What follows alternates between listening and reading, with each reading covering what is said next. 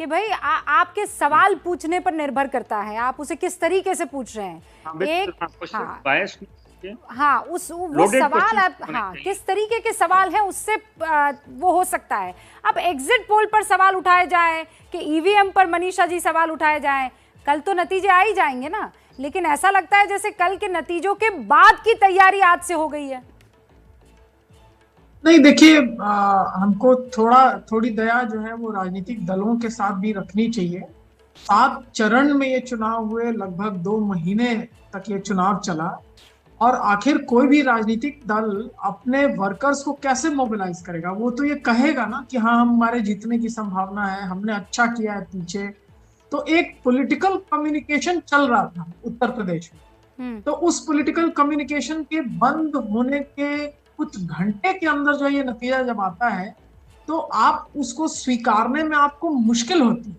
उस political communication में मैं कल बताऊंगी, आज तो बोलना भी नहीं चाहती, लेकिन कई जगह ये बात भी थी कि बीजेपी को लगता था कि यहाँ कमजोर है, लेकिन अंत में आते आते तक उसने अच्छा किया।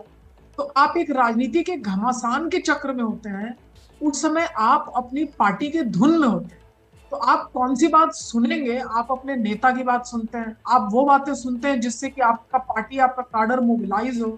तो कहीं ना कहीं राजनीतिक दल जो है, ये आरोप जो है वो कोई बहुत मैं इनको बुरा नहीं मानती कि वो आखिर क्या कह रहे हैं। वो यही कह रहे हैं ना कि लोकतंत्र की हम रक्षा करेंगे, ईवीएम की रक्षा करो।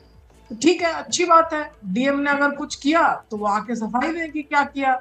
और जहां तक एग्जिट पोल्स का सवाल है, एग्जिट पोल्स पे हेल्दी सवाल किया जाना भी एक लोकतांत्रिक प्रक्रिया है। Absolutely. और किसी का भी नाम लिए बिना मैं ये बतलाती हूँ कि देखिए, मत बहुत महत्वपूर्ण चीज होता है। लोगों को पैसा, जेवर, इन चीजों से प्रेम होगा, लेकिन हिंदुस्तान में लोकतंत्र की जड़ें इतनी मजबूत हैं कि कहाँ वोट दिया, मेरा वोट सुरक्षित है कि नहीं है, और लोग 5 साल जीते या हारे, अगर मत की सुरक्षा रही हो तो उसको सम्मान के साथ उस प्रक्रिया को चलने देते हैं। भारत कोई वैसा देश नहीं जहां लोग रिवोल्ट करते हैं। लेकिन आप जब एग्जिट पोल्स की देखिएगा, मैं फिर ये बातें कल, चूंकि एग्जिट पोल्स की तो बात होनी है कल के चुनाव के समय में, और उसमें कोई भी पोलस्टर ये नहीं कह सकता कि मैंने 32,000 कर लिया, मैंने 10,000 कर, मैंने बहुत बातें सुनी।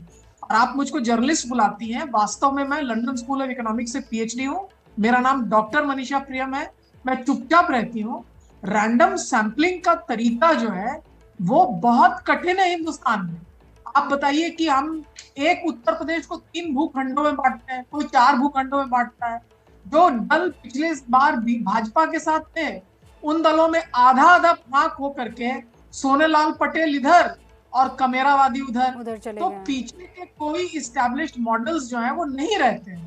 ऐसे में रैंडम सैंपलिंग की टेक्निक बहुत मुश्किल टेक्निक है, और पोलस्टर्स जो हैं उनको सच्चाई के साथ चुनाव खत्म होने के बाद चैनल्स पे आके ये बताना चाहिए। Doctor Priyam, everybody is going to agree with you on this point, क्योंकि ये मेहनत जो है वो सबको दिखाई देती है, लेकिन हर कोई ना तो नजूमी है ना खुदा है। जिस तरीके से वहाँ पर फॉर्मूला जो अपनाए गए हैं और जिस मेथड से ये एग्जिट पोल किए गए हैं, उस हिसाब से नतीजे आए हैं। और अगर आप रैंडमली भी देखें तो 10 से ज्यादा एग्जिट पोल जो है एजेंसियों के।